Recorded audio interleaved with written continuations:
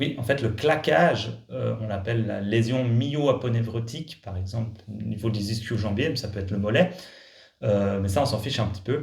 Ce qu'on doit savoir, c'est que ça implique une déchirure des fibres musculaires. Et ça, on les voit chez les personnes dans le domaine de la course à pied, c'est surtout les personnes qui font des accélérations, donc ceux qui font du fractionné par exemple sur piste ou en montée, ou quand il y a des changements brusques de direction. Mais ça, c'est un petit peu moins le cas en course à pied.